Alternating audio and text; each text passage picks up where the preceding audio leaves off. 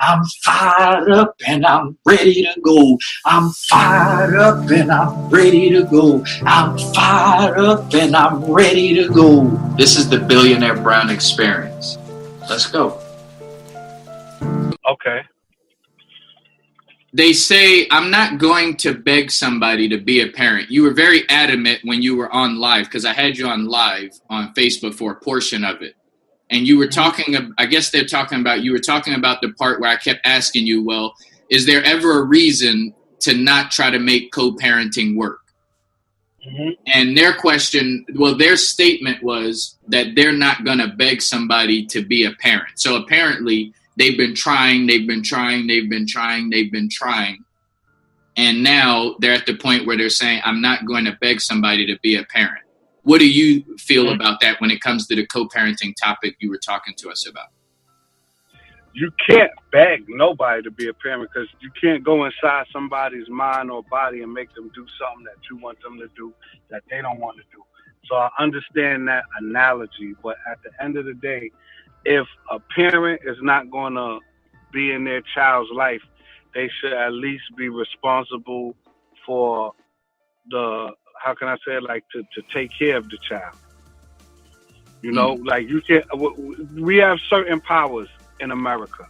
So that's like saying if I was a man and my baby mother didn't want to take care of the children and I had them and I couldn't get her to spend any time with them, well, you know, the courts is going to make you pay child support then, because you're still liable for something.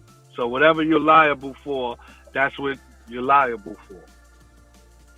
By hook or crook. Either we're going to do it together or I'm going to put them people on you. You see what I'm saying? So I do see what you're saying. So that opens up another side of that question, where there's a lot of women out there, including my mom always says that she never tried to put my father through the system. Mm-hmm. And there's a lot of women and a lot of females who feel the same exact way, where they say they don't want to put them through the system. It's not even worth it, because maybe the father's not working, he ain't nothing, whatever.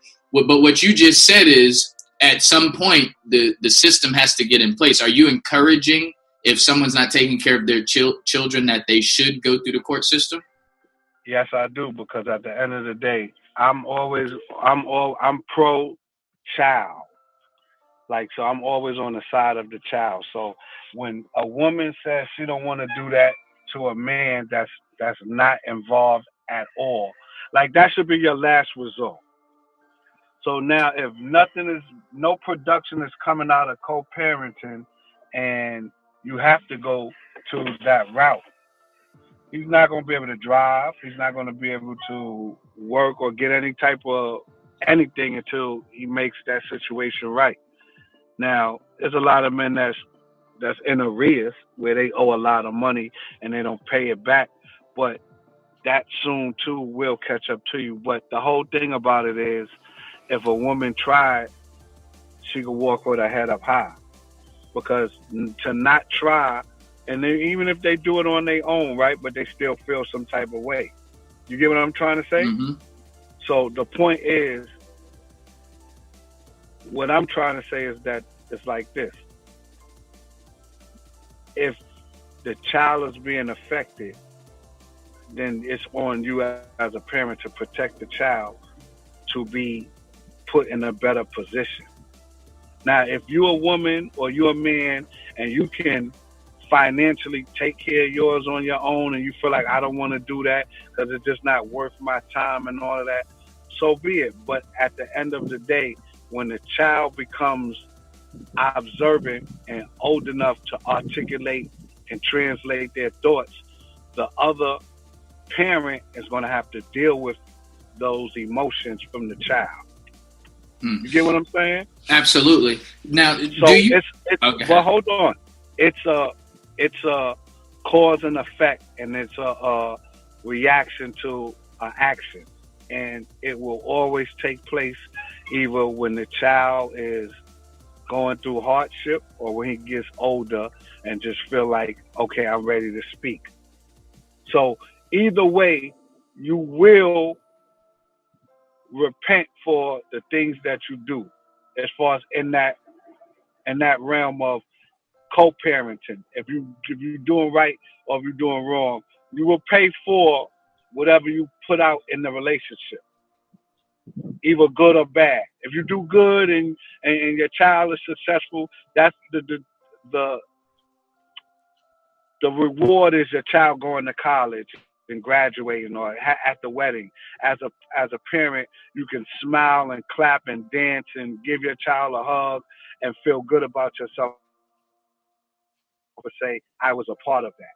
So that's the reward from it. But then when you don't do all of that and your child is either successful or ruined, you have to take your responsibility in the part that you played in it. You get what I'm trying to say? Absolutely. But on the other side, on the other side, you do have, I'm sure you're aware of this, but you do have some, specifically men. I know men who specifically do this. And the same way some people try to beat the government assistance system, where they don't need it, but they just get it and they get comfortable and they try to figure out ways to just keep it longer than they really need it. There's men who talking about women? I'm talking about everybody with the government assistance, but I know men personally over the years who say that they don't want to work because they're so in the rears. You were just talking about being in the rears. I don't care about that. No, arrears is when you owe your child. Being arrears means, say for instance, if I was on child support and I owe $100 a month, right, $1,200 a year. Mm-hmm. So if I didn't pay child support in 4 years, I owe $4,800. I'm in arrears for $4,800. I don't care if a man is in arrears with welfare or no. I was talking about in the arrears with the child support. No, I'm talking about with the child support. The man. I'm talking about with the child support. Hello? You trying to say that they circumvent that? Yeah, like they say. Well, I don't know if it's true or not. I never validated it. I don't know that.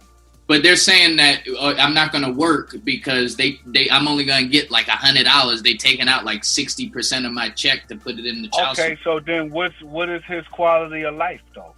See how it still affects them? Mm-hmm. But ain't that stupid though? It is stupid. But let me explain something to you, right?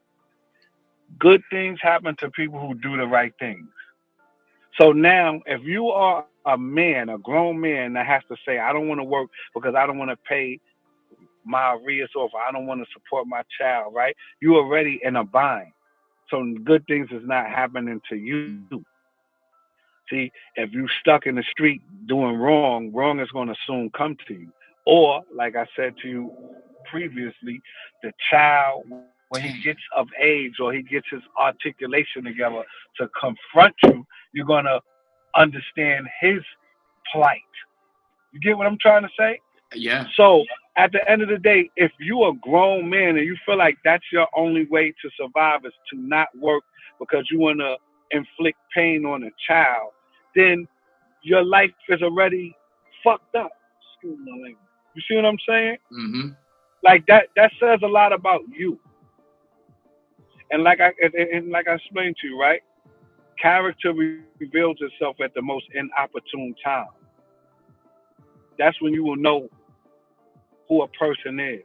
In danger, when their back is against the wall, when they need something, that'll tell you exactly how a person is. So character will always reveal itself. So for a man to even take that route reveals you the character of that man. So at the end of the day, right, now we go into what do you believe in? What's your faith?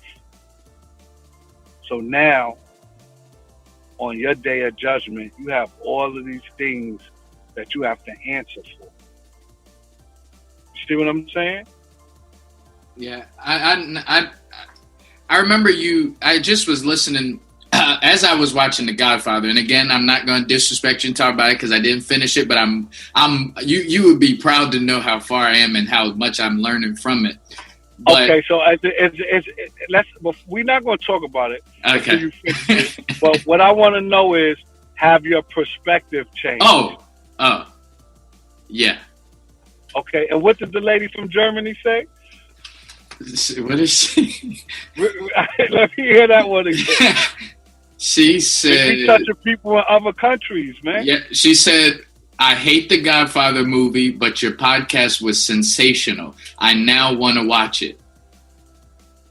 And this is why we doing what we doing, because Australia. Okay, it's still a beautiful thing. Still a beautiful thing. Yeah. So, but being heard in Australia.